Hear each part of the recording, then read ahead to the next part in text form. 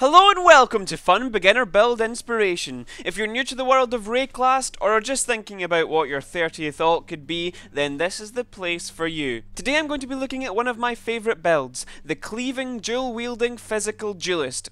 Ever wanted to have all the charm of Jaime Lannister with the swordplay of Syrio Forel? Then this is the build for you. What do we say to piety? Not today. My first tip is to get a friend.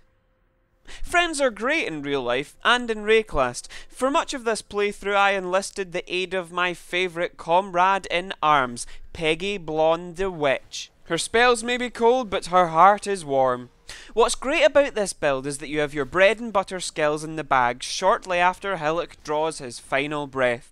Use Cleave for multiple enemies and Dual Strike for singles, such as bosses and elites. You will probably drop Dual Strike in later difficulties, as a well-linked Cleave becomes your one-size-fits-all skill, but for normal it's the amateur lobotomy king. I recommend getting Nessa to hook you up with a couple of her finest coral rings from the word go. The extra health will allow your face to tank stuff to the best of its ability.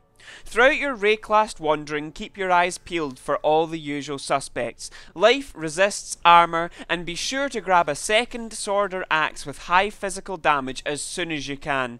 I advise against putting passive points into weapon specific nodes too early. It's best to leave that kind of stuff till endgame. This leaves you free to use the best one-handed swords and axes you come across. Grab the Decoy Totem from the Roa Egg quest. Most monsters mash him to pieces in a matter of hits, but he can buy you or a friend some time when the going gets tough. After dual striking Brutus's brains, pick up Hatred. Hatred's great because it synergizes really well with our physical damage focus. It works by adding a percentage of your physical damage as cold damage. The more physical damage you do, the more your enemies are going to feel the freeze. After killing Merveil, link your shiny new life gain and hit gem with Cleave and give a good laugh in death's general direction. During Act 2, pick up Enduring Cry for a nice defensive boost. Don't worry about missing Warlords Mark, as you can pick it up from Maramoa in Act 3. Warlords Mark is great if you're playing solo, but if you're playing with non-melee friends, it's best to use a curse that will benefit everyone. That's not to say that it's never useful in a group situation. In this playthrough I fling it on when facing particularly hard hitting foes, to ensure the survival of all at the price of a little DPS. The last skill gem you'll be picking up in normal is added fire damage. Try to get an item that can link Cleave, life gain and hit, and added fire damage. Before you slice your own way through normal, let's have a look at the skill tree.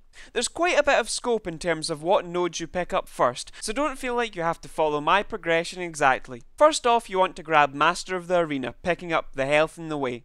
Your next goal is going to be berserking for a great 15% attack speed boost, snatching golems' blood and perfecting your water dancing on the way. Before picking up diamond flesh, I like to jump back to the start and get acceleration. After working my way up and over for thick skin, I get bravado over here and steel skin up here, for a buff to damage and armour respectively. This is roughly where you're going to be by the time you've mopped up normal.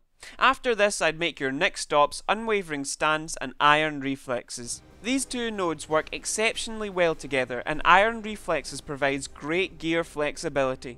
I hope this has helped you enjoy and really get the most out of your first trip to Wraeclast. If you don't want to slice your way through foes like salami by now, I think you should go and have a good word with yourself.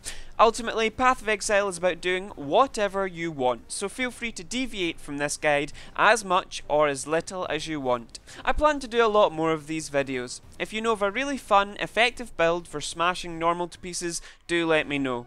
I'm not worried about them being able to clear maps mega fast, as long as they are fun, new player friendly builds that can sneeze at all normal has to throw at them. Thanks for the suggestions so far, I really appreciate it. Let me know if you've got any feedback in the series and don't hesitate to ask any questions. See ya! Oh, do I not have to go into Siobhan's workshop? What? Like, journal, sorry. No. Chevron's journal. Actually, wait, don't even go and fight him, right? Because I've killed him, so I'll come and help you with yours now. I haven't even found the fucker yet. I'm probably miles off. I don't know where the fuck I am. Oh, hang on. No, the warden. I'm so confused.